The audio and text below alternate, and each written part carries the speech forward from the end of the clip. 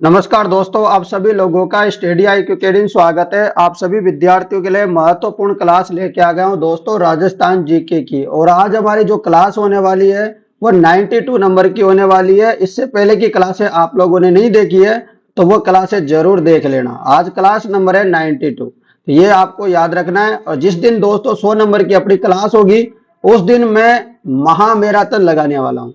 महामैराथन लगेगी जिसमें जो है 500 प्रश्न होंगे, 500 प्लस प्रश्न होंगे। सारा का सारा रिवीजन करा दूंगा मैं उस दिन, और आपको जो है अच्छे से इन प्रश्नों को कर लेना है, ठीक है। और किसी विद्यार्थी ने अब तक टेस्ट सीरीज नहीं ली है तो टेस्ट सीरीज ले लेना, चाहे वह हाई कोर्ट की हो चाहे इस भर्ती की हो, जो चतुर्श्रेणी कर्मचारी की चल रही है पहले से, उसकी टेस्ट सीरीज हो, सभी ले लेना। क्योंकि ऑफर जो है 20 जून तक है।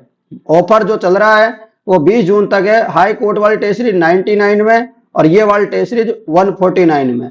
तो जिनको लेनी है तुरंत ले लेना भाई, ठीक है। और अधिक जानकारी के लिए अभी मेरे मोबाइल नंबर भी दे दूंगा आपको, तो वहां पर भी आपको सारी जानकारी मिल जाएगी। यदि आपको किसी को कोई जानकारी लेनी है तो आप वहां से भी ले सकते हो। चलिए दोस्तों, क्लास को शुरू करते हैं और आप जो है अपना जवाब देना शुरू कर दीजिएगा, क्योंकि क्लास बहुत इंपॉर्टेंट है। इसकी पीडीएफ भी मैं दे दूंगा, और कल वाली पीडीएफ नहीं ली तो वो भी ले लेना। चलो, प्रश्न है, ओदक दुर्ग से आपका क्या अभिप्राय है। यानी कि हम जो है ओदक दुर्ग किसे कहते हैं आपको बताना है। ओदक दुर्ग, तो बताइए, सभी विद्यार्थियों को जवाब देना है। अलग अलग प्रकार के दुर्ग होते हैं, जैसे ओदक दुर्ग। ओदक दुर्ग को ही दोस्तों जल दुर्ग भी कहते हैं। क्या कहते हैं? ओदक दुर्ग का जो अन्य नाम क्या है? जल दुर्ग है। और इसका सबसे बेस्ट एग्जाम्पल कौन सा दुर्ग है? तो गागरोन का जो झालावाड़ वाला दुर्ग है वह इसका एग्जाम्पल है। वेसरोडगढ़ है अपना चित्तौड़गढ़ में, वह इसका बेस्ट एग्जाम्पल है। तो दो एग्जाम्पल अपन को हमेशा याद रखने हैं। जल दुर्ग यानी कि ओदक दुर्ग का नाम आ जाए तो ये अच्छे से याद रखना। एक तो गागरोन का किला झालावाड़ और एक वेसरोडगढ़ चित्तौड़गढ़। बहुत अच्छा प्रश्न है और सबसे ज्यादा यहाँ से प्रश्न जरूर आता है। और किसी प्रकार के गिरि दुर्ग वगैरह आपसे बहुत कम पूछते हैं, परंतु जो ओदक दुर्ग यानी कि जो जल दुर्ग है, सबसे ज्यादा प्रश्न यहां से आता है। अगला प्रश्न, प्रश्न है, निम्नलिखित युग्मों में से कौन सा सही सुमेलित नहीं है। आपको बताना है इनमें से सही कौन सा नहीं। देखो यहां दे रखा है वन्य जीव अभ्यारण्य और इधर दे रखा है जिला। जो सुमेलित नहीं है वो आपको बता देना है। तो आपको पता होगा वन विहार धौलपुर में, सही बात है। फुलवारी की नाल उदयपुर में है। शेरगढ़ आपको पता है 12 में है और बहुत चर्चाओं में भी है। केला देवी, केला देवी जो है आपको पता है, केला देवी माता भी करौली में है। तो ये जो केला देवी जो अभ्यारण्य है ये भी करौली में है। भरतपुर में क्या है सर? फिर भरतपुर का नाम क्यों दे दिया? क्योंकि आपको कंफ्यूजन करना है, आपको ये बावड़ा समझता है, ऐसा नहीं है। पर अपन केवला, केवला देव, केवला देव जो घना पक्षी अभ्यारण्य है ना, वो है भरतपुर में। जो रामसर साइट के अंदर भी आता है भरतपुर वाला, वो है पक्षी अभ्यारण्य। केवला देव ये केला देवी है। तो केवला देव और केला देवी में अंतर आपको याद रखना है, नहीं तो ये जो है एग्जामिनर अपन को होशियार समझता है, ये गलती करवा देगा। तो ये होशियार तो है नहीं, इसको गलती होने नहीं देंगे अपन, है ना, क्योंकि अपन उससे भी बड़े होशियार, क्योंकि अपन ने पढ़ लिया सब कुछ। तो इसकी चलने देंगे क्या एग्जामिनर की? बिल्कुल भी नहीं। तो चलो अगला प्रश्न देखो। फिर प्रश्न है, निम्न में से कौन सा राजस्थान के बांगर प्रदेश का भाग नहीं है। बांगर प्रदेश का भाग नहीं है, आपको बताना है। बताओ, बांगर प्रदेश का भाग नहीं है। तो आपको पता है शेखावाटी भी है, घग्गर भी है, गोडवाड़ भी है, परंतु जो ये बनास बेसिन है ना, ये जो है बांगर प्रदेश का हिस्सा नहीं है। बांगर प्रदेश किसको बोलते हैं? जो अर्ध शुष्क राजस्थान जिसमें आता है ना, उसको बांगर प्रदेश बोलते हैं। ये आपको याद रखना है। बांगर प्रदेश में दोस्तों 4 छोटे छोटे राज्यों में विभाजित किया गया है, जैसे कि घग्गर बेसिन हो गया, शेखावाटी हो गया, नागौर उच्च राज्य भूमि हो गया। ये आपको याद रखना है, ये इंपॉर्टेंट है। साथ में गोडवाड़ बेसिन हो गया, इसी को गोडवाड़ जो बेसिन है ना, इसका बहुत बार प्रश्न आ रखा है, किसको ये करो अन्य नाम से, किस नाम से जानते हैं? तो लूणी बेसिन के नाम से भी इसको जाना जाता है। तो ये भी आपको अच्छे से याद रखना है। इसमें एक नागौर उच्च भूमि भी आती है, ठीक है ना, रख लोगे याद। अगला प्रश्न, प्रश्न है, जाखम सिंचाई परियोजना राजस्थान के कौन से जिले में स्थित है? तो जाखम सिंचाई परियोजना कौन से जिले में है? तो जाखम सिंचाई परियोजना झालावाड़ में है। कहां पर है? झालावाड़ में है क्या? नहीं है। कहां नहीं है? झालावाड़ में नहीं है। कहां पर है? तो आपको याद रखना है, जाखम परियोजना प्रतापगढ़ में है। कहां पे है भाई? जाखम परियोजना जो है प्रतापगढ़ में स्थित है। रख लोगे याद। आपको पता होगा जाखम बांध परियोजना प्रतापगढ़ में स्थित है, और जाखम बांध जो है कहां पर है? प्रतापगढ़ में। और ये कौन सी नदी पे बनाया गया है जाखम बांध? जाखम बांध सिंचाई परियोजना, ये जो है जाखम नदी है ना, उसी के ऊपर बनवाया गया है, आपको याद रखना है। और इसका निर्माण कौन से मुख्यमंत्री ने किया था? जो तत्कालीन मुख्यमंत्री थे अपने, कौन थे? मोहनलाल सुखाड़िया जी। उन्होंने इसकी जो है नींव रखी थी, आपको याद रखना है। और उन्होंने नींव कब रखी थी? 14 मई 1968 को। कब रखी थी इसकी नींव? 14 मई 1968 को इसकी नींव रखी गई थी। अगला प्रश्न लीजिएगा। ये प्रश्न है ना, ये आप कर लेना घर पे, आप इस प्रश्न को कर लेना भाई। अच्छा प्रश्न है ना, पेपर में आ सकता है, पेपर में आ सकता है। इसका आंसर तो 25 होगा, पर आप कर लेना, सिंपल है, ऐसा कुछ भी नहीं है। ठीक है ना, बहुत सिंपल है। अगला प्रश्न, प्रश्न है निम्नलिखित में से कौन सी एक खरीफ की फसल नहीं है? आपको बताना है इनमें से खरीफ की फसल कौन सी नहीं है। खरीफ की फसल वो फसलें होती है जो अभी बोई जाएगी। अभी बोई जाएगी मतलब जो बरसात के समय में जो फसलें बोई जाती है ना, वो होती है खरीफ की। और जो सर्दी के समय की जो फसलें होती है वो होती है रबी की। तो अभी कौन कौन सी फसलें बोई जाएगी आप अंदाजा लगाओ, और जब आप पेपर देने जाओगे तब जो है कौन सी बोई जाएगी वो भी आपको याद रखना है। ठीक है ना, वो रहेगी रबी की। अभी जो पढ़ रहे हो वो खरीफ की, और जब आप पेपर देने जाओगे तब रबी की। ऐसे समझ लो थोड़ा थोड़ा। तो आपको पता है अभी जो है ज्वार बोएंगे, मक्का भी लगाएंगे, चावल लगा देंगे, क्योंकि पानी की बहुत जरूरत पड़ती है चावल को, तो अभी लगाते हैं। बिल्कुल। तो गेहूं आपको पता है रबी की फसल है, जो कि माउंट के, आप बहुत बार क्वेश्चन भी आता है कि माउंट से सबसे ज्यादा लाभान्वित होने वाली फसल कौन सी है, तो वो गेहूं है। आता है ना प्रश्न, तो बिल्कुल ये भी आपको याद रखना है। अगला प्रश्न, प्रश्न है मौसम विज्ञान के अनुसार सामान्य वर्षा से 51% व अधिक वर्षा की कमी होने पर सूखा को क्या कहते हैं?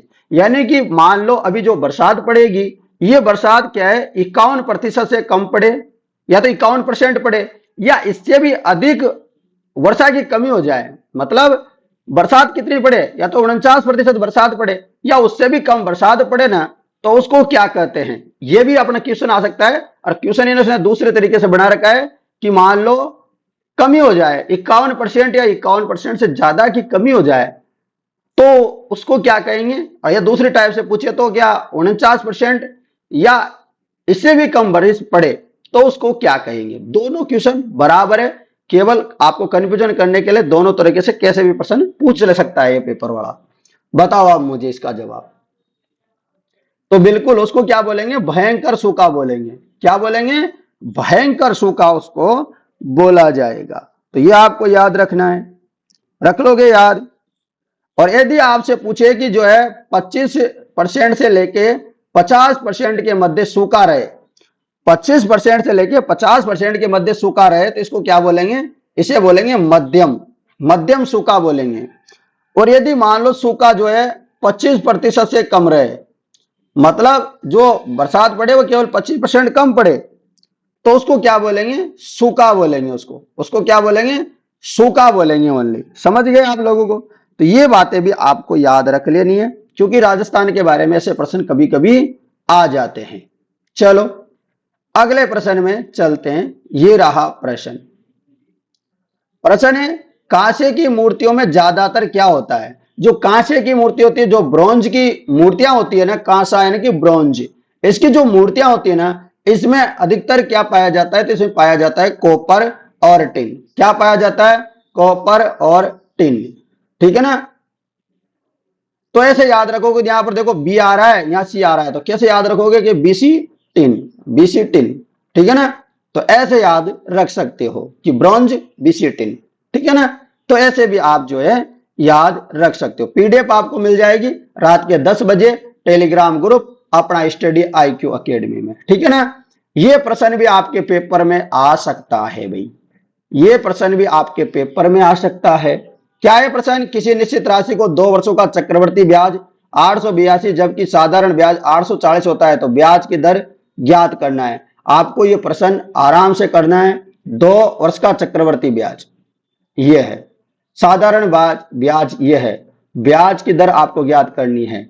तो इस क्वेश्चन नहीं आता, वो नहीं आता 2 वर्षों का अंतर, आपने पढ़ा होगा 2 वर्षों का अंतर, तो आता है ना PR/100 का स्क्वायर आता है। तो ऐसे ही आपको जो है ये करना होगा, ठीक है ना। सिंपल से आगे इससे आप कर लेना, ठीक है। क्या हो जाएगा इसका आंसर? फिर आंसर बता देता हूं मैं सीधा, 10%। क्या हो जाएगा? 10% आपका सही जवाब हो जाएगा। चलो अगले प्रश्न में चलते हैं, चलें। लीजिएगा, ऐसे प्रश्न मैं करवा दूंगा आपको, टेंशन मत लो। किसी दिन मेरा मन किया ना मैं आपको कंप्लीट करा दूंगा। प्रसिद्ध कुंभ श्याम मंदिर कहां स्थित है? बताओ, प्रसिद्ध कुंभ श्याम मंदिर कहां है? प्रसिद्ध कुंभ श्याम मंदिर कहां है?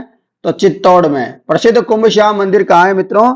तो चित्तौड़गढ़ में स्थित है कुंभ श्याम मंदिर। और ये कुंभ श्याम मंदिर जो है कौन से भगवान को समर्पित है? कौन से भगवान को समर्पित है? तो ये भगवान विष्णु को समर्पित है। किसको? भगवान विष्णु को समर्पित है कुंभ श्याम मंदिर, जो कि चित्तौड़ में स्थित है। यह आपको याद रखना है और ये इंपॉर्टेंट है बहुत ही आप सभी विद्यार्थियों के लिए।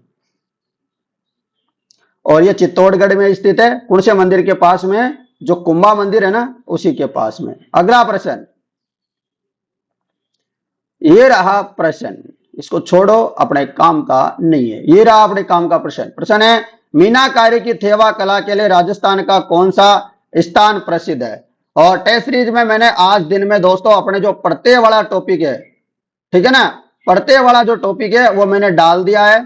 तो बहुत सारे बच्चे वैसे परेशान हो रहे हैं कि सर आपने टेस्ट नहीं डाला, तो आज मैंने पढ़ते डाल दिया है अभी दिन में, है ना। और मैं रात में और सोच रहा हूं कि एक टॉपिक और डाल दूंगा मैं रात में। मैंने काम जो है अब तेजी ला दी है काम पे, और अब आप जल्दी आपकी टेस्ट सीरीज पूरी कंप्लीट हो जाएगी, एकदम लेटेस्ट टेस्ट सीरीज है अपनी तैयार हो रही है। तो जिन विद्यार्थी ने टेस्ट सीरीज नहीं ले लेना, और अपना काम जो है अब दबा करके चलना शुरू हो गया है, तो फटाफट से टेस्ट सीरीज वगैरह को ले लेना, बहुत इंपॉर्टेंट। देखो नोट्स नहीं है, बहुत सारे बच्चे मुझे बार बार में मैसेज करते हैं कि सर नोट्स है क्या? नोट्स वगैरह नहीं है, ये जो नोट्स वगैरह होते हैं वो मैं फ्री में ही दे देता हूं, ऐसा कोई पैसे वैसे वाला कोई सिस्टम नहीं है, ठीक है ना। तो बताओ मुझे, मीनाकारी की थेवा कला के लिए राजस्थान का कौन सा स्थान प्रसिद्ध है? तो सब विद्यार्थियों को पता है प्रतापगढ़। तो प्रतापगढ़ में जो थेवा कला है, थेवा कला कौन सा परिवार काम करता है? सोनी परिवार। थेवा कला का जो कलाकार है वहां के प्रतापगढ़ के सोनी परिवार है। ये अपनी बहू बेटी को जो अपनी बेटियां होती है ना, उनको जो है, जो बहन बेटियां होती है उनको इस कला को नहीं सिखाते। बहुओं को तो सिखा देते हैं, पर बहन बेटी को जो है इस कला को नहीं सिखाते। क्यों नहीं सिखाते? इसके पीछे कोई मान्यता वगैरह नहीं है। इसके पीछे कारण है कि वो कहीं और जाकर के ऐसा काम ना करने लग जाए और हमारा जो रोजगार है छीन नहीं जाए, इसलिए ऐसा मत सोचना कि कोई प्रथा है ना। चलो अगला प्रश्न में चलते हैं।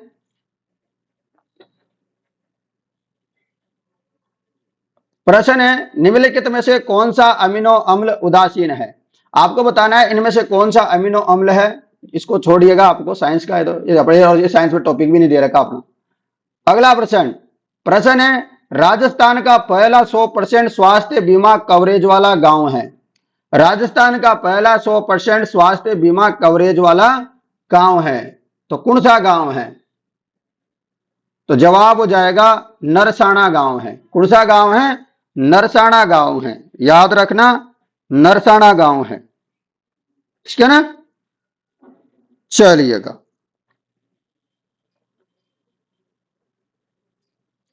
अगले प्रश्न। देखो ये प्रश्न कल भी मैंने बताया था आपको कि ऐसा प्रश्न आ जाता है पेपर में, तो कल भी आपने किया होगा, नहीं किया है तो कर लेना कल वाला, और इसका आंसर ये हो जाएगा, कर लेना आप इसको बैठ के। अगला प्रश्न है, राष्ट्रीय ऊंट अनुसंधान केंद्र में स्थित है। तो राष्ट्रीय ऊंट अनुसंधान केंद्र कहां पे है? तो राष्ट्रीय ऊंट अनुसंधान केंद्र कहां पे है? तो जोड़बीड़ बीकानेर में। बहुत इंपॉर्टेंट प्रश्न है, कहां पर है? जोड़बीड़ बीकानेर में स्थित है। आपको याद रखना है राष्ट्रीय ऊंट अनुसंधान केंद्र, ये आपको याद रखना है। चलिएगा चलते हैं अगले प्रश्न में। दोस्तों क्लास कैसी लग रही है कमेंट करके जरूर बता देना, ठीक है ना। और क्लास को शेयर करने में कोई कंजूसी नहीं होनी चाहिए, क्योंकि क्लास बहुत ही इंपॉर्टेंट है। और आप इन प्रश्नों में से कितने प्रश्न करके दिखाते हो आज देखने लायक बात होगी, ठीक है ना। तो मुझे जरूर बताना, क्योंकि आज क्लास चलते चलते लगभग 6 से 7 महीने हो गए और अब देखना चाहता हूं कि आपके कितने प्रश्न सही है। समुद्र की गहराई में तिरंगा लहराने वाला अनिल कुमार तटरक्षक बल का कमांडो राजस्थान में किस जिले का है? तो किस जिले का है? तो जवाब हो जाएगा अलवर का था। कौन? अनिल कुमार। अगला प्रश्न, प्रश्न है हाड़ौती प्रजामंडल की स्थापना किसने की थी?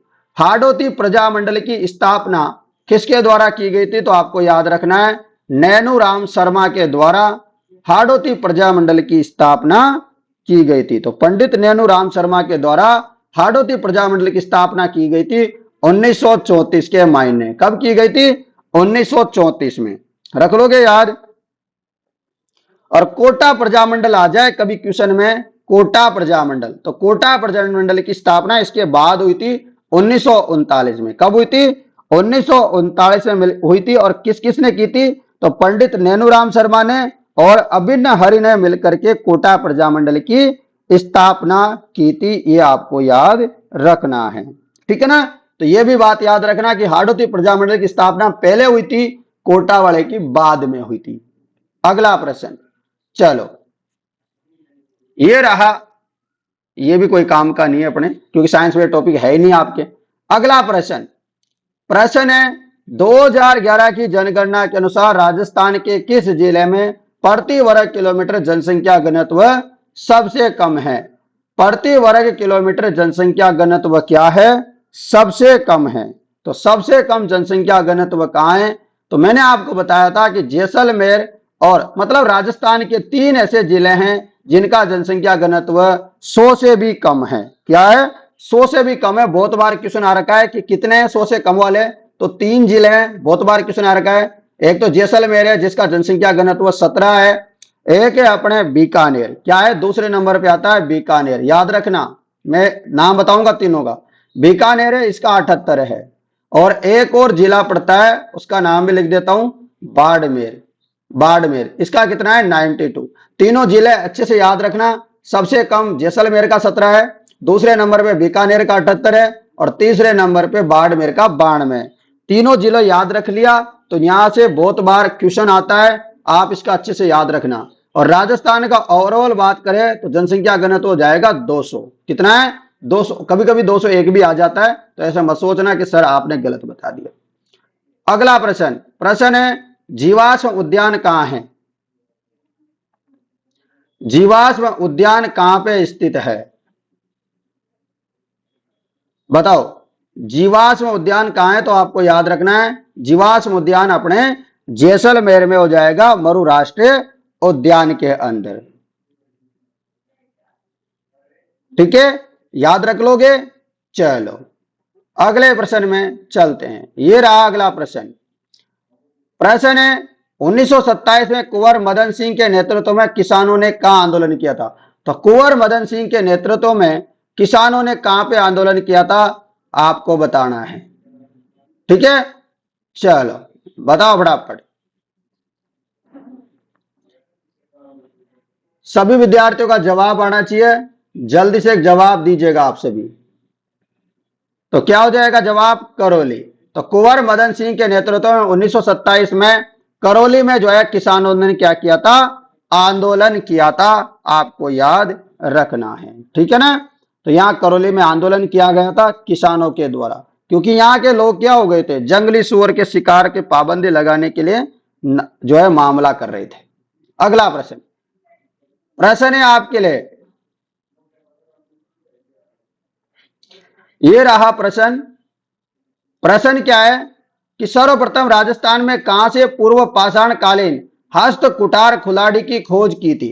तो हस्त कुठार खुलाड़ी की, तो खुलाड़ी की खोज कहां की थी? मैंने आपको जो 147 प्रश्न करवाए हैं, क्या जो 146 प्रश्नों की जो मैंने क्लास ली थी ना सभ्यता वाली, आपने नहीं देखा है तो जो टॉपिक वाइज क्लास है उसमें भी दे रखी है, और इस क्लास के अंत में भी मैं लगा दूंगा उस क्लास को, तो वहां जाके देख लेना, समय हो आपके पास।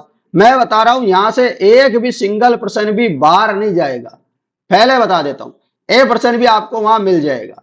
तो हस्त कुटार कुलाड़ी की जो खोज की थी वो आपको याद रखना है, वहां पर सारी डिटेल मिलेगी इसके बारे में। जयपुर और इंद्रगढ़ जो जगह पड़ती है बूंदी में, कहां पर पड़ती है? बूंदी में। और इंद्रगढ़ में और चीज क्या है? बीजासन माता जी का मंदिर है, ठीक है ना। तो ये आपको याद रखना है, यहां पर आपका सही जवाब होगा, रख लोगे। चलो अगला प्रश्न ये रहा। प्रश्न है धौली धूप राजस्थान के किस संत से संबंधित है? धौली धूप जो है राजस्थान के कौन से संत से संबंधित है? तो आपको याद रखना है धौली धूप जो संबंधित है वह संत लालदास जी से संबंधित है। संत लालदास जी का जन्म कब हुआ था? 1540 में इनका जन्म हुआ था, संत लालदास जी का, याद रख लोगे। और राजस्थान के अलवर जिले धौलीधू नामक गांव में इनका जन्म हुआ था, इसलिए क्वेश्चन आया कि धौलीधू का संबंध किससे है। और इनका जन्म एक मुस्लिम परिवार में हुआ था, याद रखना है। संत लालदास जी दादू दयाल जी अकबर के समकालीन थे। जो संत लालदास जी थे, दादू दयाल जी थे, ये किसके समकालीन थे? तो आपको याद रखना है अकबर के समकालीन थे, ये आपको याद रखना है। और संत लालदास जी की समाधि कहाँ है? तो इनकी समाधि जो है शेरपुर जगह पड़ती है अलवर में, वहां पर क्या है? इनकी समाधि स्थल है। और लालदास जी की जो कुछ रचनाएं हैं उनमें से कुछ प्रमुख है वो मैं बता देता हूं। तो लालदास जी की वाणी, लालदास जी की चेतावनी, ये आपको याद रखनी है। और जो लालदास जी थे निर्गुण भक्ति के क्या थे? उपासक थे। क्या थे? निर्गुण भक्ति के उपासक थे। अगला प्रश्न, प्रसिद्ध जेत सागर तालाब कहां है? बताओ जेत सागर तालाब कहां है? तो जेत सागर तालाब कहां है? बूंदी में है। कहां पे है? जेत सागर तालाब बूंदी में स्थित है, आपको याद रखना है, बहुत इंपॉर्टेंट प्रश्न है। जेत सागर बूंदी में है। अगला प्रश्न ये रहा। प्रश्न प्रश्न है सफेद मेमने और पत्तों की बिरादरी किस उपन्यासकार की रचना है? सफेद मेमने और पत्तों की बिरादरी किस उपन्यासकार की रचना है? तो किस उपन्यासकार की रचना है? तो ये रचना है मणि मधुकर की। किसकी रचना है? मणि मधुकर की रचनाएं आपको याद रखना है। कब इनका मूल नाम क्या है? मणि मधुकर का मणिराम शर्मा। क्या नाम है? मणिराम शर्मा इनका मूल नाम है। अगला प्रश्न आपके लिए ये रहा।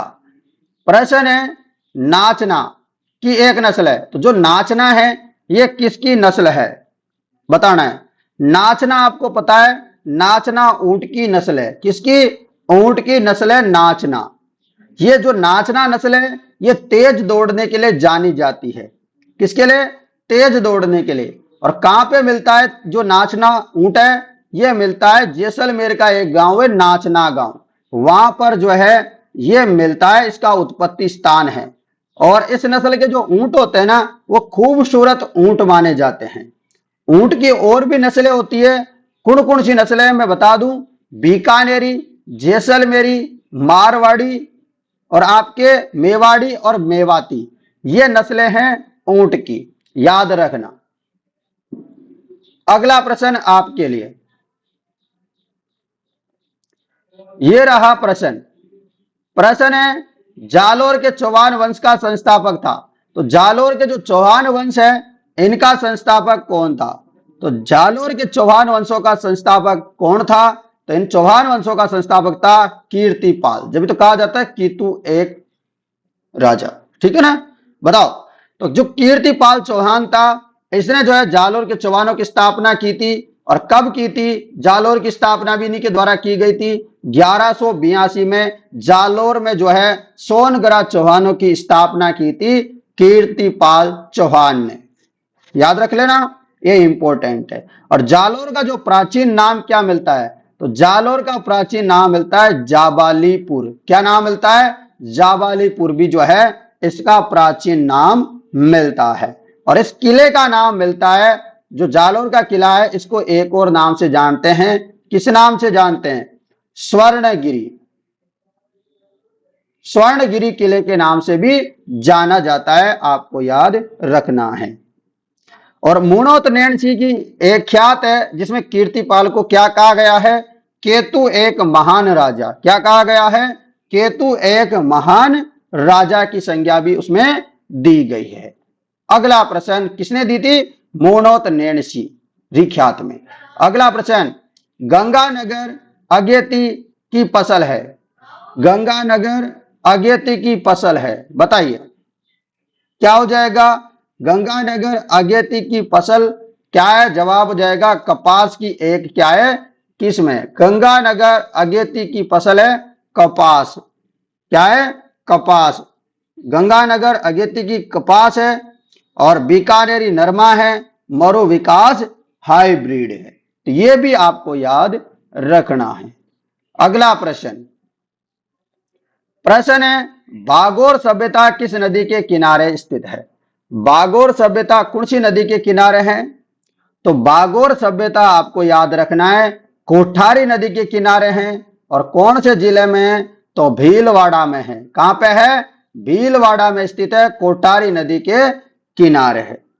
और दोस्तों यह पाषाण कालीन सभ्यता स्थल माना जाता है, आपको याद रखना है। और इसकी खोज जो की थी वह वीरेंद्र नाथ मिश्र के द्वारा की थी, आपको याद रखना है। किसने की थी खोज, वीरेंद्र नाथ मिश्र ने की थी 1967-68 में। वीरेंद्र नाथ मिश्र, ठीक है ना, वीएन मिश्र, रख लोगे याद। अगला प्रश्न, अगला प्रश्न है आपके लिए, बूंदी के राजमहल में प्रसिद्ध चित्रशाला का निर्माण के शासन काल में हुआ। तो बूंदी के जो राजमहल है, जो प्रसिद्ध चित्रशाला है, इसका निर्माण किसके शासन काल में होता, बूंदी चित्रशाला का आपको बताना है। तो बूंदी चित्रशाला का जो निर्माण हुआ था वह किस राजा के काल में हुआ था, आप बता दीजिएगा। तो जवाब हो जाएगा राव उम्मेद सिंह के काल में जो है बूंदी चित्रशाला का निर्माण हुआ था। किसके काल में, राव उम्मेद सिंह के काल में बूंदी चित्रशाला का निर्माण हुआ था। ठीक है, याद रख लोगे, चलिएगा। और बूंदी चित्रशैली की एक विशेषता है, यहां नाचता हुआ मोर का चित्र दर्शाया गया है और प्रकृति का यहां पर सौंदर्य आपको देखने को मिलता है। अगला प्रश्न,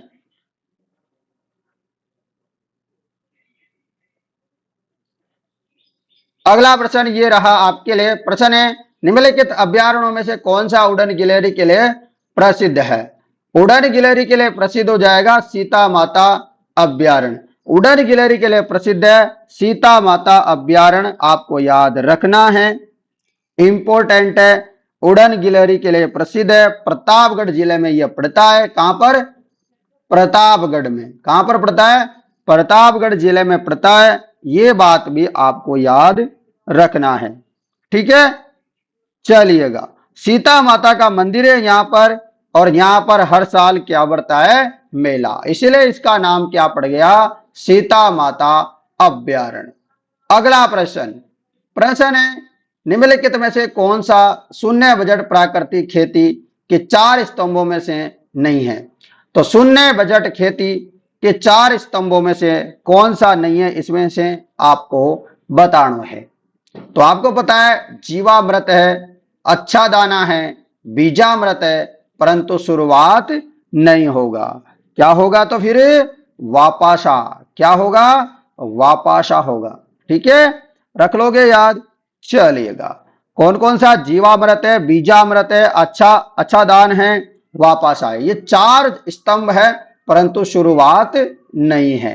रख लोगे, ये इंपॉर्टेंट थे आपके लिए। मैं एक एक प्रश्न करवा रहा हूं आपको, जो आपके पेपर में छप सकता है। अगला प्रश्न, प्रश्न है सप्त किरण से अभिप्राय है।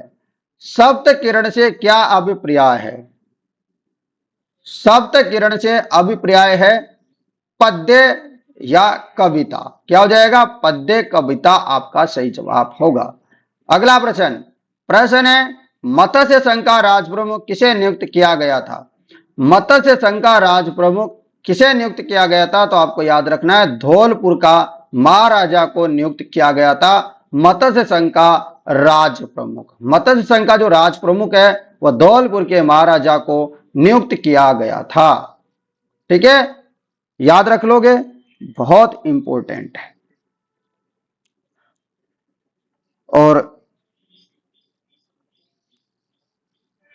कौन कौन से थे इसे मत्स्य संघ में? A B C D, Alwar, Bharatpur, Dholpur, Karauli. ठीक है ना, ये आपको याद रख लेना है। चलिएगा अगला प्रश्न, प्रश्न है आपके लिए मानमोरी शिलालेख राजस्थान में किस जिले क्षेत्र से संबंधित है? मानमोरी जो शिलालेख है ये किससे संबंधित है आपको बताना है। तो मानमोरी शिलालेख आपको पता है चित्तौड़गढ़ से संबंधित है, इंपॉर्टेंट है आपके लिए। तो मानमोरी शिलालेख जो है प्रसिद्ध शिलालेख है, ये संस्कृत भाषा में। कौन सी भाषा में? संस्कृत में। मैंने आपको क्या बताया कि 90% शिलालेख जो मिले ना वह संस्कृत भाषा में। और लिपि कौन सी होती है? 90% की ब्राह्मी लिपि होती है। तो ये बातें आपको अच्छे से याद रखनी है, यदि कभी तुक्का लगाने का मौका मिले तो जैसा कि मैंने बताया वो जानकारी याद रखना। कर्नल जेम्स टोड ने एक बार इस शिलालेख को समुद्र में फेंक दिया था, यह भी आपको याद रखना है। और उसके अलावा कुछ शिलालेख के जो बहुत बार पेपर में आता है, नाम नोट कर लेना आप, हो सके तो आपके पास कोई कॉपी वगैरह हो तो लेके बैठा करो।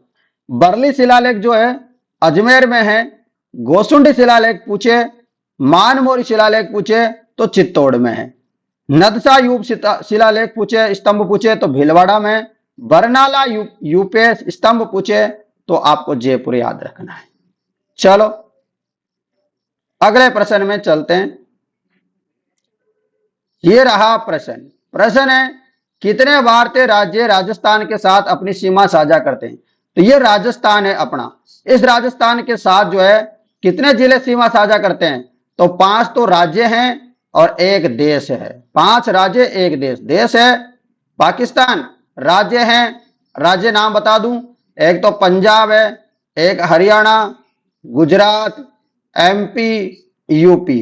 तो ये 5 राज्य याद रखना, जिसमें सबसे ज्यादा जो सीमा लगती है वो एमपी के साथ लगती है 1600 किलोमीटर की। सबसे कम सीमा लगती है, सबसे कम और सबसे ज्यादा वाला क्वेश्चन आता है 89 किलोमीटर। किसकी?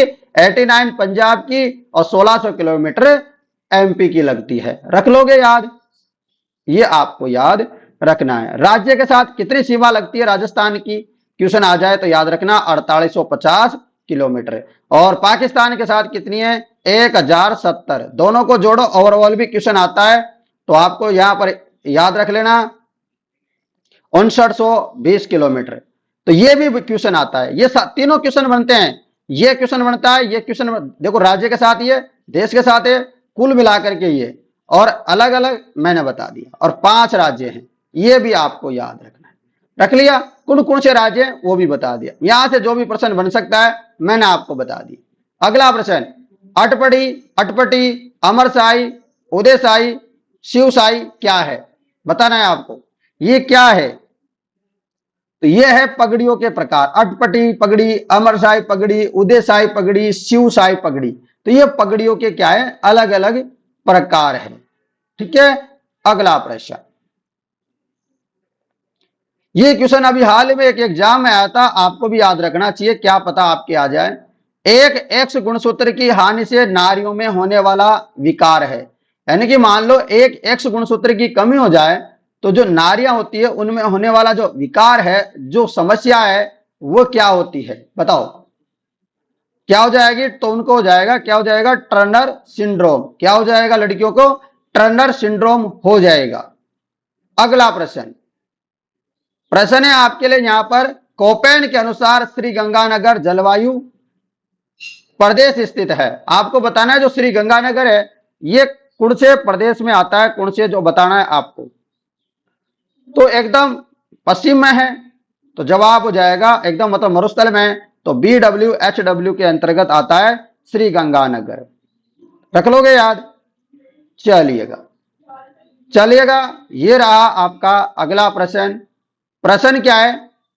प्रश्न है केंद्रीय शुष्क बागवानी संस्थान, केंद्रीय शुष्क बागवानी संस्थान कहां पे स्थित है? तो केंद्रीय शुष्क बागवानी, आप बागवानी से बीकानेर नाम समझ में आ रहा होगा कि केंद्रीय शुष्क बागवानी, तो बागवानी से बीकानेर याद रखना, जवाब हमेशा यही होगा। ठीक है ना। तो कुछ कुछ और संस्थान है वो मैं बता देता हूं, जैसे कि आपको पता है बीकानेर में क्या है, ऊंटवाड़ा भी है और बागवानी है। दो बातें याद रखो कि ऊंट और बागवानी का जो काम चलता है वो बीकानेर से है। और एक क्वेश्चन बहुत बार एग्जाम में इतना फेवरेट है ना, एक तो ये फेवरेट है, एक ऊंटवाड़ा फेवरेट है। इसके अलावा आपको याद रखना है राष्ट्रीय सरसों अनुसंधान केंद्र, राष्ट्रीय सरसों अनुसंधान केंद्र कहां है? आप नोट वगैरह किया करो इनको। तो राष्ट्रीय सरसों अनुसंधान केंद्र है ना सियावर भरतपुर में है। राष्ट्रीय बीज मसाला अनुसंधान केंद्र तबीजी अजमेर में है। और उसके अलावा राष्ट्रीय कृषि अनुसंधान केंद्र, राष्ट्रीय कृषि अनुसंधान केंद्र यह है अपने दुर्गापुरा जयपुर में। और उसके अलावा केंद्रीय कृषि फोरम, जो केंद्रीय जो कृषि फार्म है ना, ये सूरतगढ़ श्री गंगानगर में है। तो इतनी बातें आप याद रख लोगे तो आपको कुछ और याद रखने की जरूरत न पड़ेगी। अगला प्रश्न,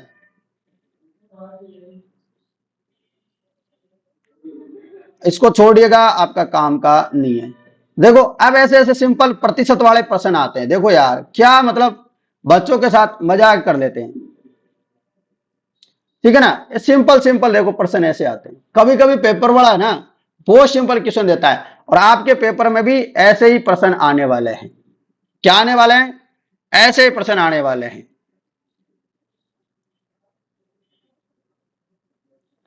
लो कर लो फटाफट। देखो 12.5 इंटू 100, पॉइंट हटा लो आप यहां से, तो सीधा आप इसको दो, तो आप इसका 25 से भाग दे लो सीधा, तो कितने बार जाएगा? 5 बार। इसको 25 से दोगे तो 2 बार, फिर इसको 5 से काटोगे तो 4 बार। कितना आ गया? 400% आ गया। आ गया ना। तो ऐसे सिंपल सिंपल प्रश्न भी आते हैं। तो प्रतिशत वाले प्रश्न कभी कभी ऐसे भी आते हैं, आप इनको चुटकियों में उड़ा सकते हो। क्या कर सकते हो? चुटकियों में उड़ा सकते हो। ऐसे प्रश्न भी पेपर में आते हैं। अब मैं तो क्या सॉल्यूशन करवाता हूं, तो अभी फिर बोलोगे सर टाइम लग रहा है। देखो टाइम नहीं लगाना बिल्कुल भी।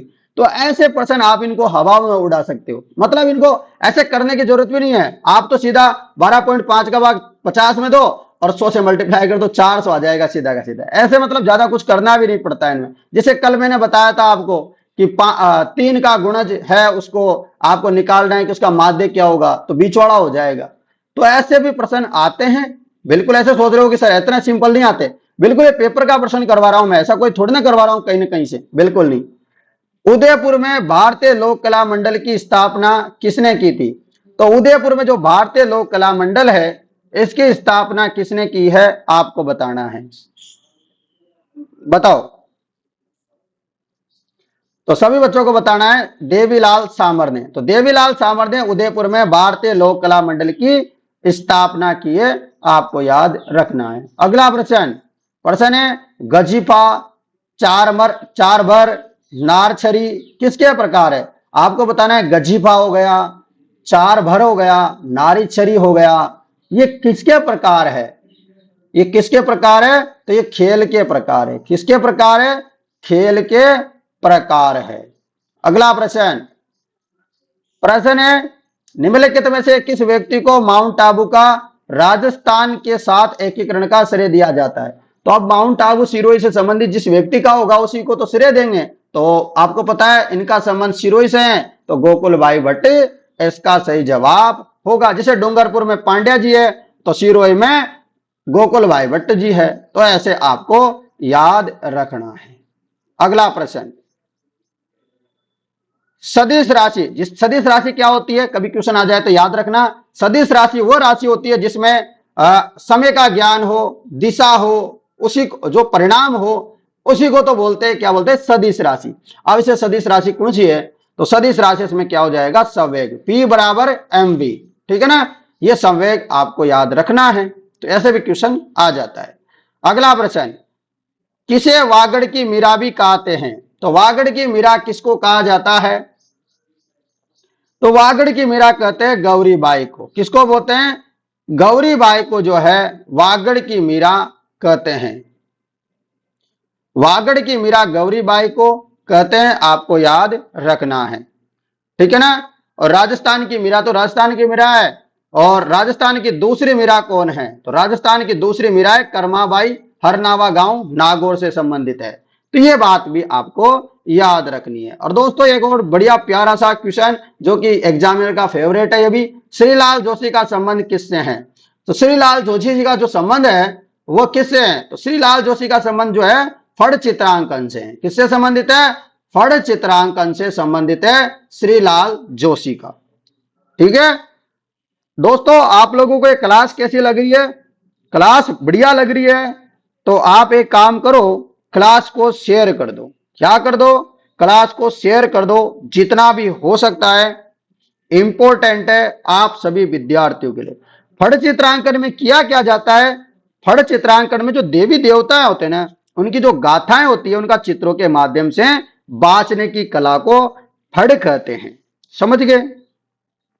चलो, और आपको बताओ देवनारायण जी की जो फड़ है, देवनारायण जी की जो फड़ है ना, भगवान देवनारायण जी की अपने, है ना, तो वो क्या है, सबसे लंबी फड़ है। देवनारायण जी की जो फड़ है वो सबसे लंबी फड़ है।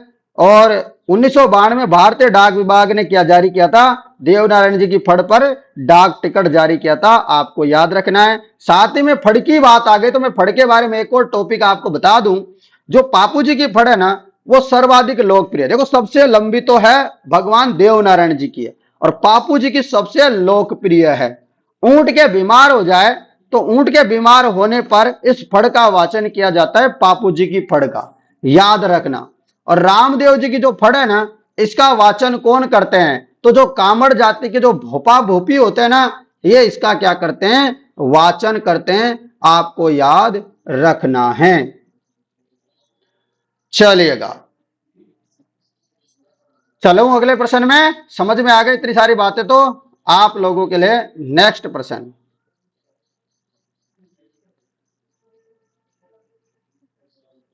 चलो,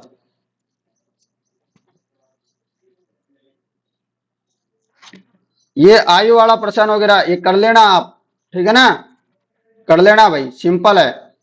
7:5 मैं करवा दूंगा किसी दिन, आप चाहिए तो। ये आपके हैगा नहीं है, नहीं आपके टॉपिक है तो। ये ले देखो, राजस्थान में सुपर क्रिटिकल ताप विद्युत ग्रह स्थित है। तो राजस्थान में जो सुपर क्रिटिकल ताप विद्युत ग्रह है ना, ये कहां पे है, तो ये आपको याद रखना है छबड़ा सूरतगढ़ में। कहां पे, छबड़ा सूरतगढ़ में, आपको याद रखना है। बहुत बढ़िया, आपको अच्छे से याद रखना है। आपको यह भी याद रखना है कि जो है super critical thermal power plant की बात करें तो राजस्थान में कौन कौन सा है आपको बता दूं। सबसे पहला है राजस्थान में super critical thermal power plant, वो कौन सा है, तो वो है Suratgarh super critical thermal power project, Shri Ganganagar में स्थित है। राजस्थान का पहला सुपर थर्मल पावर प्रोजेक्ट है। उसके बाद आपको याद रखना है Chhabra super critical thermal power plant, जो कि अपने 12 में है। दूसरा एक और याद रखना सुपर क्रिटिकल में, Kali Sindh super critical thermal power project, जो कि झालावाड़ में है। और Jhalawar super critical thermal power project, ये भी झालावाड़ में। एक और है Banswara super critical thermal power project, ये बांसवाड़ा में। तो ये प्रोजेक्ट है सुपर क्रिटिकल प्लांट, ठीक है ना। अब मैं आपको बताने वाला हूं सुपर थर्मल पावर प्रोजेक्ट। तो super critical thermal power project अलग होता है और सुपर थर्मल पावर प्रोजेक्ट अलग है, दोनों अलग है। तो सुपर थर्मल पावर प्रोजेक्ट के प्रोजेक्ट कहां पर है राजस्थान में, तो इसका जो प्रोजेक्ट है वो है Kota super power project, Kota में है। कवई सुपर पावर प्रोजेक्ट, जो कवई सालपुरा जगह पड़ती है 12 के अंदर, ठीक है ना, अपने जो एमपी की तरफ जाते हैं ना, मध्य प्रदेश की तरफ, तो रास्ते में पड़ता है कवई सालपुरा, ठीक है ना। तो सालपुरा में तो है नहीं, कवई में है। अभी मुझे तो कैसे याद है, क्योंकि मेरे भाई यहां पर काम करता है इसलिए मुझे पता था, ठीक है ना। तो कवई सुपर थर्मल पावर प्रोजेक्ट जो है 12 में है। Danpur super thermal power project कहां है, बांसवाड़ा में। दानपुर कहां है, बांसवाड़ा। और कपूरडी झालिपा कहां है, तो Kapurdi Jalipa super thermal power project है बाड़मेर में। और Badre super power thermal project है बाड़मेर में। अभी तो सुपर हो गया, कोई क्रिटिकल हो गया। अब इनके अलावा भी एक और होता है, थर्मल पावर प्रोजेक्ट भी तो होता है। थर्मल पावर प्रोजेक्ट नहीं होता क्या, वो भी होता है, तो उसकी भी जान लें। तो जो पावर प्रोजेक्ट है ना, थर्मल पावर प्रोजेक्ट, तो देखो हाइला थर्मल पावर प्रोजेक्ट बीकानेर में, गुड्डा थर्मल पावर प्रोजेक्ट बीकानेर में, गिरल थर्मल पावर प्रोजेक्ट बाड़मेर में, Neyveli thermal power project Bikaner में। जितने भी थर्मल प्रोजेक्ट है ना, वह सब पश्चिमी राजस्थान में, बीकानेर और बाड़मेर में। इतना याद रख लेना, ज्यादा नहीं याद रखना फिर। चलो भाई, अगला प्रश्न आपके लिए ये रहा प्रश्न। प्रश्न है, राजस्थान में इको टूरिज्म पॉलिसी लागू की गई है। राजस्थान में जो इको टूरिज्म पॉलिसी है ना, ये कब लागू की गई? तो याद रखना है 2021 के मायने लागू की गई। अगला प्रश्न, उत्तर पश्चिम रेलवे मंडल मुख्यालय कहां है? कौन सा? नॉर्थ वेस्ट रेलवे जोन कहां है? तो नॉर्थ वेस्ट रेलवे जोन है जयपुर में। कहां पर? जहां से क्लास चल रही है वहीं है। तो नॉर्थ वेस्ट NWR का जो मुख्यालय है वह कहां पे है? जयपुर में स्थित है NWR का मुख्यालय। अगला प्रश्न, प्रश्न क्या है? मृदा संरक्षण की प्रमुख विधि कौन सी नहीं है? तो मृदा संरक्षण की विधि कौन सी नहीं है, आपको बताना है। तो मृदा संरक्षण की देखो विधि होती है फसल चक्रीकरण। फसल चक्रीकरण का मतलब होता है इस बार जैसे मूंग बा लिया तो अगली बार खाली छोड़ दिया, फिर सरसों बाली, फिर खाली छोड़ दिया, या फिर कोई दूसरी फसल कर ली, मतलब अलग अलग प्रकार की फसलें कर लो, तो उसको बोले फसल चक्रीकरण। और अभी आपको पता है इसको बचाने के लिए पट्टीदार कृषि भी करते हैं, पशुचारण पे क्या नियंत्रण कर दो, परंतु रासायनिक उर्वरकों का क्या प्रयोग अच्छी बात है? बिल्कुल भी नहीं। यूज ऑफ केमिकल फर्टिलाइजर गलत है। जो अपने घर का खाद होता है ना, वो सबसे अच्छा होता है। जो रासायनिक उर्वरक होता है ना, ये तो उल्टा मृदा को क्या करता है? खराब करता है, बेकार करता है। तो ये तो हो ही नहीं सकता। सिंपल है, किसान के बच्चे होंगे उनको अच्छे से पता होगा ये बात। अगला प्रश्न, रणथंभौर टाइगर रिजर्व के जोन 10 की परिधि में स्थित 110 परिवार वाले निम्नलिखित में से किस गांव को पार्क की सीमा में स्थानांतरित किया जाना है? तो जवाब हो जाएगा भैरूपुरा। क्या होगा? भैरूपुरा। नेक्स्ट प्रश्न, देखो पासा वगैरह वाला तो आपके है नहीं तो मैं बता देता, है ना, ये तो अपने है नहीं। और अगला है अपने लिए कि निम्नलिखित में से किस लवण में क्रिस्टल जल नहीं होता? हाँ, क्वेश्चन आ जाए, ऑप्शन में आ जाए कि फॉर्मूला आ जाए। मान लो क्रिस्टल लवण का मतलब क्या होता है? जैसे अपन जैसे कोई भी फॉर्मूला लिखते हैं उसके पीछे नहीं लिख देंगे 2H2O 1/2 H2O, ऐसे नहीं लिखते क्या? ये होता है दोस्तों क्रिस्टल जल। अब इनमें से कौन सा है इन चारों में से जो क्रिस्टल जल नहीं आता? आपको पता है जिप्सम के पीछे 2H2 आता है, नीला तोता में आता है, धावन सोडा में भी आता है। क्या खाने के सोडा में आता है क्या? बताओ मुझे। खाने के सोडे में नहीं आता है। क्या नहीं आता? खाने के सोडे में नहीं आता। नीला तोता में आता है, धावन सोडा में आता है, जिप्सम में आता है, परंतु खाने के सोडे में कोई भी जो है क्रिस्टलीय जल नहीं होता है।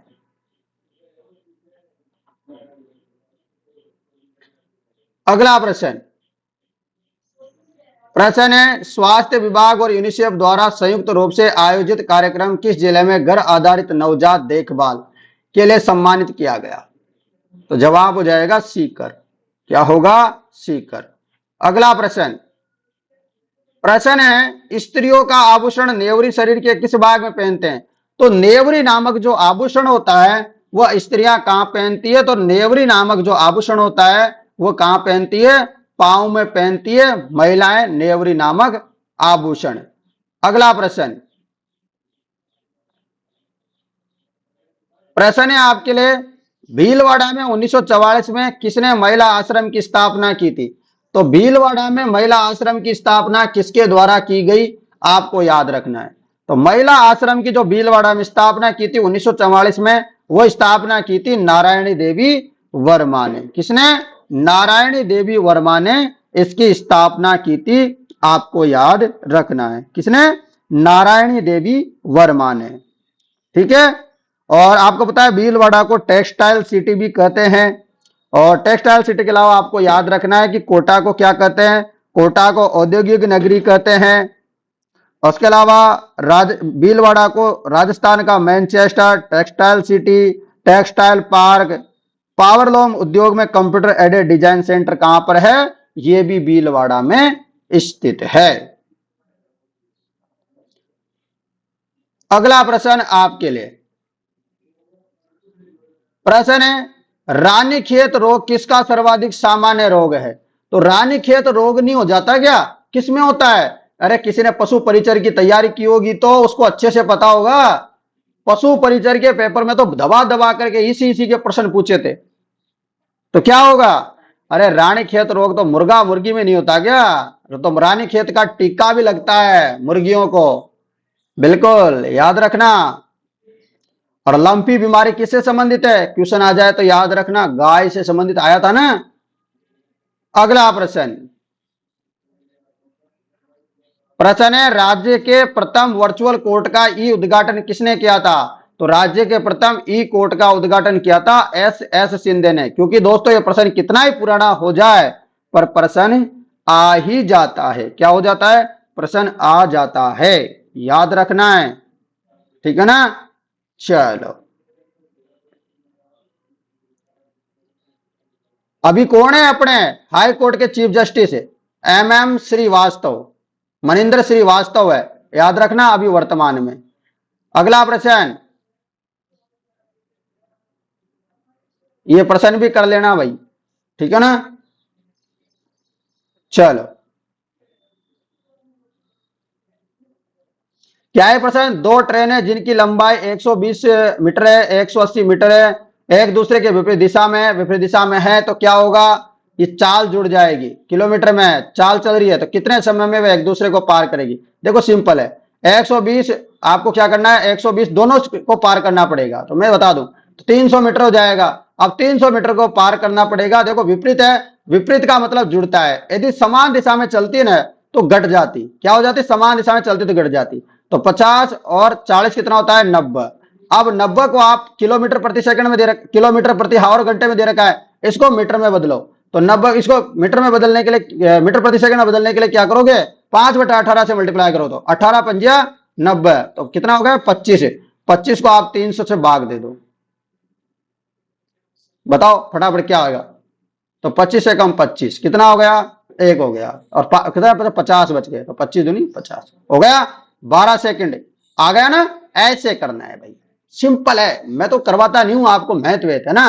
नहीं तो मैथ के तो छक्के छुड़ा दे अपने, चलते फिरते मैथ के। आपको पता है आपके सर के मैथ में सबसे ज्यादा नंबर आते क्योंकि मैं हूं भाई साहब बीटेक वाला स्टूडेंट। क्या हूं? बीटेक का मास्टर। मैंने क्या कर रखी है? बीटेक कर रखी है। तो सोचो भाई साहब इनको तो मैं ऐसे चलते फिरते उड़ा दूं। पर मैं क्या है, अभी क्या टाइम नहीं मिल रहा। टाइम मिल गया ना तो आपके लिए मैथ ऐसे पढ़ा दूंगा ना, आपको याद रहेगी जिंदगी भर। प्रश्न है अगला, मेवाड़ में 1881 का भील विद्रोह कहां से शुरू हुआ था? आपको बताना है कि मेवाड़ में जो 1881 का जो भील विद्रोह है ना, ये कहां से शुरू हुआ था? तो आपको याद रखना है 12 पाल से। कहां से शुरू हुआ था? 12 पाल से शुरू हुआ था। मैं पहले शुरू शुरू में अनअकैडमी में मैथ और रीजनिंग ही पढ़ाया करता था, फिर मैं जीके पढ़ाने लग गया और आप तो सब पढ़ाता हूं। अगला प्रश्न है, दस्तूर कोमवार में राजस्थान के किस राज्य से संबंधित वर्णन मिलता है? दस्तूर कोमवार में राजस्थान के किस राज्य से संबंधित वर्णन मिलता है? बताओ।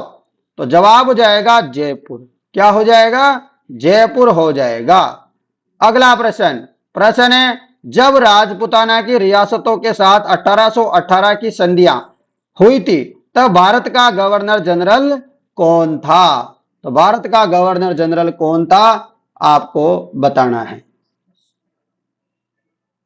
तो लॉर्ड हेस्टिंग था। कौन था? जब राजपुताना की रियासतों के साथ 1818 की जो संधियां हुई थी उस समय भारत का गवर्नर जनरल कौन था? क्वेश्चन आए तो हमेशा याद रखना लॉर्ड हेस्टिंग था। कौन था? लॉर्ड हेस्टिंग था, आपको याद रखना है, ठीक है ना।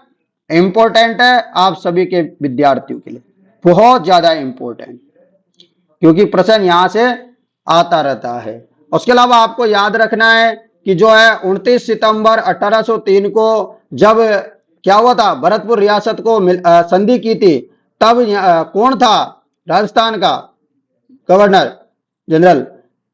तो वो था लॉर्ड वेलेजली। कौन था? Lord Wellesley. तो सबसे पहले जो रियासत ने संधि की थी वो भी आपको याद रखना है, तो वो भी करौली ने की थी।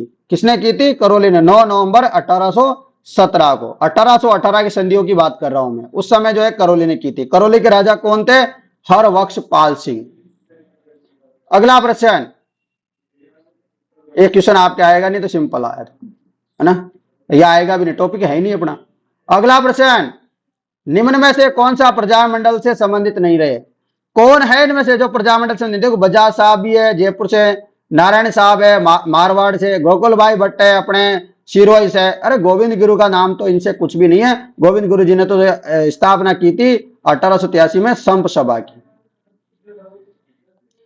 अगला प्रश्न, प्रश्न है, मेवाड़ के निम्नलिखित शासकों में से किसने इब्राहिम लोदी को खातोली के युद्ध में हरा दिया था? तो मेवाड़ के किस शासकों ने इब्राहिम लोदी को खातोली के युद्ध में पटक पटक के मारा था? तो पटक पटक के किसको मारा था खातोली के युद्ध में? किसने मारा था बताओ? जवाब जाएगा राणा सांगा ने पटक पटक के मारा था इब्राहिम लोदी को। कब मारा था? कब हुआ था ये युद्ध खातोली का? तो खातोली जगह कहां पड़ती है? पहले तो जो है बूंदी में आया करती थी खातोली, अभी ये मेरे गांव के पास में जगह पड़ती है खातोली, परंतु ये हमारे गांव, जैसे नदी है ना चंबल, तो चंबल नदी के पहली साइड में, और पहली साइड के जो भी जगह आ जाती है वो कोटा में आती है। ऐसा बात बता दूं आपको, तो ये कोटा में आती है, अब बूंदी में नहीं आती। पहले जब राज्य हुआ करता तब बूंदी में आती थी खातोली, अभी कोटा में आती है। तो अभी कोटा में है। 1517 में ये लड़ाई हुई थी, याद रखना। उसके अलावा एक और युद्ध हुआ था, वो युद्ध भी बता दो, 2 4 5 युद्ध हुए तो वो इंपोर्टेंट वाले। बाड़ी या बारी का युद्ध, बाड़ी या बारी का युद्ध भी सुना होगा ना आप लोगों ने।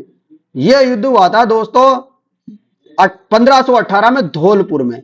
एक युद्ध हुआ था गागरोन का युद्ध, झालावाड़ में हुआ था। और कब हुआ था? 1519 में। बहुत बार क्वेश्चन आता है, एक क्वेश्चन आता है कि बाबर और राणा सांगा के मध्य युद्ध हुआ था जिसमें राणा सांगा जीत गए थे। वो युद्ध कौन सा था? तो वो युद्ध था बयाना का युद्ध। और यह युद्ध हुआ था दोस्तों 16 फरवरी 1527 में भरतपुर में। उसके बाद थोड़े 1 महीने बाद ही जस्ट एक युद्ध होता है, उस युद्ध का नाम होता है खानवा का युद्ध। ये खानवा के युद्ध में क्या होता है? राणा सांगा हार जाते हैं, बाबर जीत जाता है। और यह युद्ध होता है 17 मार्च 1527 भरतपुर में। ठीक है ना, याद रखना। अगला प्रश्न, अगला प्रश्न है, मल्लीनाथ जी का मंदिर में स्थित है। मल्लीनाथ जी का मंदिर कहां पर है? मल्लीनाथ जी का मंदिर तिलवाड़ा में है। और तिलवाड़ा जगह कहां पड़ती है बताओ फटाफट? मल्लीनाथ जी का मंदिर तिलवाड़ा बाड़मेर में है। कहां पे है? मल्लीनाथ जी का मंदिर तिलवाड़ा बाड़मेर में। आपको याद रखना है, बहुत इंपॉर्टेंट है। ठीक है ना। और इनकी पत्नी का नाम क्या है? रूपा दे। क्या नाम है? रूपा दे इनकी पत्नी का नाम। अगला प्रश्न आपके लिए, ये रहा प्रश्न।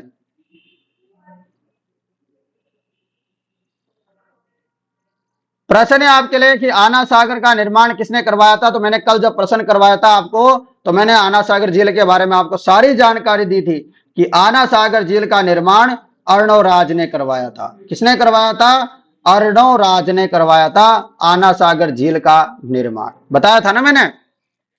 तो आपको अच्छे से याद रखना है कि जो है अर्णवराज है पृथ्वीराज चौहान के पिता है, ये भी आपको याद रखना है। और आना सागर झील का जो निर्माण करवाया था वह जो है अर्णवराज ने करवाया था। इनको आना जी बोलते हैं। अगला प्रश्न आपके लिए, प्रश्न है, आमेर के किस शासक को अकबर ने फर्जंद, फर्जंद का मतलब क्या होता है? बेटा। क्या होता है? बेटा समान। ठीक है ना। तो बेटा यानी कि फर्जंद की जो उपाधि दी थी वो किसको दी थी? राजा मान सिंह को। किसको? राजा मान सिंह को जो है ये उपाधि दी गई थी, आपको याद रखना है। राजा भगवंत दास को क्या उपाधि दी गई थी? राजा की उपाधि दी थी अकबर ने। भगवंत दास को राजा की उपाधि किसने दी थी? क्वेश्चन आ जाए तो याद रखना अकबर ने। और मान सिंह को दोस्तों फर्जंद की उपाधि दी थी। और मिर्जा राजा की उपाधि किसको दी गई थी? तो मिर्जा राजा की जो उपाधि दी थी वो मिर्जा राजा जय सिंह को दी थी। और ये उपाधि देने वाला व्यक्ति था कौन है? तो शाहजहां था। कौन था? शाहजहां। क्वेश्चन ये भी आता है कि मिर्जा राजा सिंह जय सिंह ने कितने मुगल बादशाहों का कार्यकाल देखा? 3 का। और सवाई जय सिंह को ही दोस्तों सवाई की उपाधि किसने दी थी? तो सवाई की उपाधि दी थी औरंगजेब ने। ठीक है ना, ये याद रख लेना, बढ़िया इंपॉर्टेंट प्रश्न है। अगला प्रश्न है आपके लिए, लीजिएगा। थोड़ी देर पहले बात कर रहे थे, वही प्रश्न आ जाएगा अभी थोड़ी देर। लो, राजस्थान में सिंचाई का प्रमुख स्रोत क्या है? राजस्थान में सिंचाई का प्रमुख स्रोत क्या है? बहुत बार क्वेश्चन आता है। तो नलकूप जो है राजस्थान में सिंचाई के प्रमुख साधन है, लगभग 41.91% इसी से सप्लाई होती है पानी की राजस्थान में अधिकतर। अगला प्रश्न, बहुत बढ़िया प्रश्न है। प्रश्न देखो, मैं राजस्थान का चित्र बना देता हूं। ये राजस्थान का चित्र है, तो इसमें ये उत्तर है, ये दक्षिण है, ये पूर्व है, ये पश्चिम। मैं उत्तर से दक्षिण की सीमा की लंबाई लिख दूं 826। उत्तर से जो दक्षिण वाली है वह कम है, जबकि जो पूर्व से पश्चिमी है ये कितनी है? 869 है किलोमीटर में। और इन दोनों का अंतर की बात करें, दोनों का अंतर है 43 किलोमीटर। यहां से हर एक पॉइंट लिख रहा हूं, उससे क्वेश्चन आएगा। ठीक है ना, ये बात याद रख लेना। तो देखो अब यहां क्या पूछा है? उत्तर से दक्षिण। क्या पूछा है? ये वाला पूछा है ना, उत्तर से दक्षिण 826। यदि पूर्व से पश्चिम पूछता तो 869। 1070 क्या है? ये तो पाकिस्तान के साथ जो सीमा मिलती है ना, वो है 1070। अगला प्रश्न आपके लिए, प्रश्न है जाखम सिंचाई परियोजना राजस्थान के किन जिलों को सिंचाई सुविधा प्रदान करती? अब जाखम में ऐसे सोचो, दक्षिण राजस्थान के जिले हो सकते हैं, उसके अलावा और तो कहीं के हो नहीं सकते। तो क्या किशनगढ़ हो सकता है? देखो दिमाग लगाओ, मतलब दिमाग भी तो होता है ना एक इंसान में, है ना, दिमाग होता है, तो थोड़ा दिमाग का यूज करो, ज्यादा कुछ नहीं करना। देखो दक्षिण राजस्थान में प्रतापगढ़ में है ना जाखम सिंचाई, तो किशनगढ़ हो सकता है क्या? अजमेर हो सकता है, ब्यावर हो सकता है क्या? कोई पागल ही होगा ना, वो इसका ऑप्शन लिख देगा। देखो ये थोड़ा थोड़ा मान लो। और भीलवाड़ा बूंदी हो सकता है क्या? बिल्कुल भी नहीं। क्या आपको ज्यादातर सिरोही विरोही में लग रहा है क्या मामला? कहीं हो सकता है कि सिरोही का फिट बैठ सकता है क्या? चलो उदयपुर डूंगरपुर में चला भी जाए, परंतु क्या सिरोही में हो सकता है क्या? बिल्कुल भी नहीं। तो जवाब हो जाएगा उदयपुर, चित्तौड़ और प्रतापगढ़ में लाभान्वित होती है सिंचाई के लिए जाखम परियोजना से। तो ऐसे आपको थोड़े थोड़े बातें याद रखनी है। और जमाई बांध को, जमाई क्या बांधा गया, क्या लेने आ गया बताओ? समझ गए? आ गई बात समझ में आप लोगों को? ये बहुत अच्छा क्वेश्चन है, बहुत बार ये क्वेश्चन आ रखा है, मैंने आपको बताया था इसके बारे में। चलो प्रश्न ये रहा आपके लिए, प्रश्न ये रहा। अभी ये प्रश्न जो है अपने जो पीटीटी का एग्जाम है, पीटीटी के एग्जाम में अभी लेटेस्ट में पूछा गया है, बहुत सारे एग्जाम हुआ है। बूंदी में जो कजली तीज का त्योहार है किस महीने में मनाया जाता है? क्वेश्चन ये भी आता है कि कजली तीज का त्योहार कहां मनाया जाता है? तो कजली तीज का त्योहार है जो भाद्रपद कृष्ण तृतीया को आता है, भाद्रपद कृष्ण तृतीया को आता है। जबकि आपसे पूछे छोटी तीज, ये तो बड़ी तीज हो गई, छोटी तीज या जयपुर की तीज, ये आती है श्रावण में। कब आती है? श्रावण शुक्ल पक्ष की तृतीया को। यह भी आपको याद रखना है। PDF Telegram group study IQ academy में मिल जाएगी। और आपको किसी को कोई भी समस्या है तो आप मुझे इस नंबरों पर संपर्क करो 80 58 59 87 08। दोस्तों टेस्ट सीरीज आपको जो है नीचे डिस्क्रिप्शन में एप्लीकेशन का लिंक है, वहां से ले लेना, बहुत इंपॉर्टेंट टेस्ट सीरीज है। राजस्थान में कितने कृषि जलवायु प्रदेशों में बांटा गया है? मैं कितनी बार बता चुका हूं कि 10 कृषि जलवायु प्रदेशों में बांटा गया है राजस्थान को। मैं इस प्रश्न को कई बार करा चुका हूं बिना गिनती के। अगला प्रश्न ये रहा, प्रश्न है जवाई बांध परियोजना राजस्थान के कौन से जिले में? तो जवाई बांध परियोजना आप सब बच्चों को पता है यार, बिल्कुल पाली में, पाली में स्थित है जवाई बांध परियोजना। ठीक है ना, इसको मारवाड़ का अमृत सरोवर भी कहते हैं। क्या कहते हैं? मारवाड़ का अमृत सरोवर कहते हैं। और इसकी जो नींव रखी थी ना, वो रखी थी जोधपुर के पहले महाराजा हुआ करते थे, कौन? उम्मेद सिंह। तो महाराजा उम्मेद सिंह के द्वारा इसकी जो है नींव रखी गई थी, आपको याद रखना है। ठीक है ना, अगले प्रश्न में चलते हैं। ये रहा दोस्तों, प्रश्न है, लोकेंद्र सिंह और जयदीप राठौर राजस्थान का प्रतिनिधित्व कर रहे हैं। तो लोकेंद्र नाम आ जाए, जयदीप सिंह राठौर का नाम आ जाए, ये किस खेल से संबंधित है यदि ऐसे प्रश्न आ जाए, क्योंकि बास्केटबॉल इंपॉर्टेंट है अपने राजस्थान के लिए, तो आ जाए तो याद रखना। ठीक है,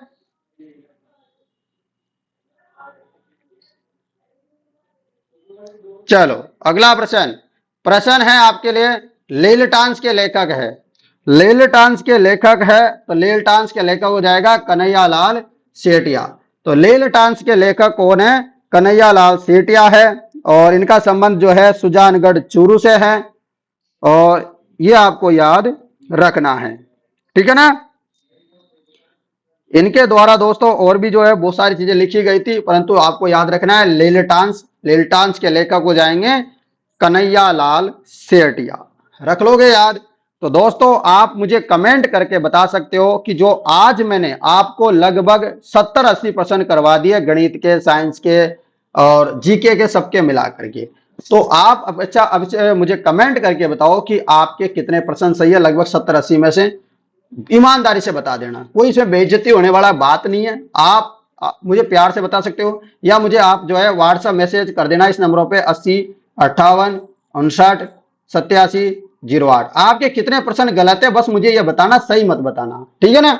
मुझे ये बताना, इसमें व्हाट्सएप मैसेज करके बता देना, और स्टेटस जरूर लगाया करो। बहुत सारे बच्चे तो लगाते हैं, जैसे ममता कुमारी ने लगाया था कल परसों स्टेटस, उसके अलावा और भी लगाया करो यार। पहले बहुत सारे बच्चे लगाते थे, अनुज भी लगाता था पहले, आजकल तो पता नहीं बच्चों को क्या हो गया, स्टेटस लगाना बंद कर दिया। क्या लड़ाई वड़ाई चल गई क्या मेरे से आप लोगों की? हैं, मैं तो यार आप लोगों से बड़े प्यार से पेश आता हूं, तो थोड़ा एक काम करो, स्टेटस स्टेटस लगा दिया करो। कोई पैसा वैसा लगता है क्या स्टेटस लगाने में? कोई बुरी चीज है क्या ये? बुरी चीज नहीं है, बहुत बढ़िया चीज है। कोई आपका जानकार देखेगा, पढ़ेगा। आपको पता है कल वाला जो पेपर हुआ था जूनियर अकाउंटेंट का, संविदा वाला, पूरा पेपर अपने में से छपा था। तो आप सोचिए यार, उन लोगों का पेपर आ रहा है, तो आपके लिए तो पूरा सब कुछ पढ़ा दिया मैंने, फिर क्या आएगा आपके में से? सारा पेपर यहां से आएगा। गणित वणित की चिंता मत करो, अंग्रेजी की चिंता करो, मेरे से अंग्रेजी नहीं होती। गणित वणित का तो मैं देख लूंगा, लास्ट में जाते फिरते आपको कुछ ना कुछ दे दूंगा ऐसा ज्ञान जिससे आप फोड़ के आ जाओगे। और सब्जेक्ट का मैं संभाल लूंगा, अंग्रेजी को आप पढ़े तो पढ़ लेना, नहीं पढ़े तो छोड़ देना, ठीक है ना। ज्यादा लोड नहीं लेने का। उसमें केवल जो ए अंदर का प्रयोग आता है, आर्टिकल आर्टिकल तो आते हैं ना, वो आर्टिकल वगैरह तो कर लेना। 2 नंबर आ जाए कहीं की अपने तो जुगाड़ हो जाए भाई साहब, 2-3 नंबर आ जाए, 5 नंबर आ जाए, इतना ही चाहिए अपन को, ज्यादा नीचे। अंग्रेजी से कोई लाड प्यार नहीं, यदि किसी को अंग्रेजी नहीं आती है तो इतना काम कर लो कि जो है 5 नंबर आ जाए अपने, तो पूरे नंबरों में से कितने नंबर आ जाए? 5 नंबर आ जाए अंग्रेजी में। ज्यादा तो नंबर लाने नहीं अंग्रेजी में, 5 नंबर आ जाए बहुत है, भंडारा हो जाएगा अपनी तरफ से, जिसमें सिलेक्शन हो जाएगा। 5 ही बहुत है। और ये पीडीएफ आपको मिल जाएगी, नो टेंशन रहो आप सभी विद्यार्थी। और आप लोगों को ये क्लास कैसी लगी आप कमेंट करके मुझे जरूर बता देना भाई, सभी के सभी विद्यार्थी। और आप लोगों को इसी प्रकार लगातार क्लासें मैं देता रहूंगा, आप लोगों का इसी प्रकार का प्यार बना रहेगा, तो ठीक है ना। और मुझे पूर्ण विश्वास है कि आप सभी विद्यार्थी इस क्लास को ज्यादा से ज्यादा शेयर करोगे। और आज क्लास दोस्तों 1 घंटा और 10 मिनट के करीब की हो गई, मुझे लगा ही नहीं था, मैंने तो टाइम ही नहीं देखा सही बताऊं तो, कि आज क्लास कितनी होगी। बस मैं तो प्यार से मन तुन धुन के साथ आप लोगों को पढ़ा रहा था, जितना बेस्ट कर सकता हूं आप लोगों के लिए, उससे भी बेस्ट रोज रोज मैं करता जाता हूं। ये आप लोगों ने भी देखा होगा मेरे पढ़ाने का तरीका, जैसा मैं शुरू में पढ़ाता था उससे मैं लगातार बेस्ट करने का काम करता हूं। फिर भी आपको कोई गलती लगती है मेरे पढ़ाने में, और भी प्रयास कर सकता हूं मैं, आप लोग चाहे तो, ठीक है ना। आप, परंतु आप लोगों से मेरी रिक्वेस्ट है, मैं पीडीएफ भी आप लोगों को दिया नहीं करता था, कल वाली पीडीएफ मैंने डाल दी है, आज की पीडीएफ अभी टेलीग्राम पे डाल दूंगा, वहां से ले लेना। अब यार आप लोगों को क्या चाहिए बस वो बता देना मुझे। पीडीएफ के लिए आप टेलीग्राम को ज्वाइन कर लो सभी विद्यार्थी, ठीक है ना। डिस्क्रिप्शन में टेलीग्राम का लिंक है, टेलीग्राम का लिंक डिस्क्रिप्शन में नहीं मिले तो आप मेरे मोबाइल नंबर जो दिख रहे हैं इसमें टेलीग्राम का लिंक मेरे से मांग लेना। अब इतना कर सकता हूं, इसके अलावा तो ज्यादा क्या कर सकता हूं आपके लिए। तो चलिए दोस्तों, आप लोगों से मुलाकात करेंगे नेक्स्ट क्लास में। और आप लोगों के लिए क्या हिंदी की क्लास चला दूं मैं, हिंदी की आप लोगों के लिए, और हाई कोर्ट की जो चतुर्श्रेणी कर्मचारी वाले वो भर्ती दोनों के लिए, मैं थोड़ा सा देख रहा हूँ, देखिए आज रात में 9 सवा 9 बजे क्लास का जुगाड़ देखता हूँ कि चलाऊं या नहीं चलाऊं। आप थोड़ा कमेंट वगैरह आप खुद भी करके बताना मुझे, ठीक है ना। धन्यवाद मित्रों। और राजस्थान पुलिस की भी तैयारी कर रहे हो क्या कोई कोई विद्यार्थी आप में से, कमेंट करना। तो चलिए दोस्तों, मुलाकात करेंगे आपसे नेक्स्ट क्लास में, या तो 9:15 9 बजे या फिर कल इसी समय। धन्यवाद मित्रों।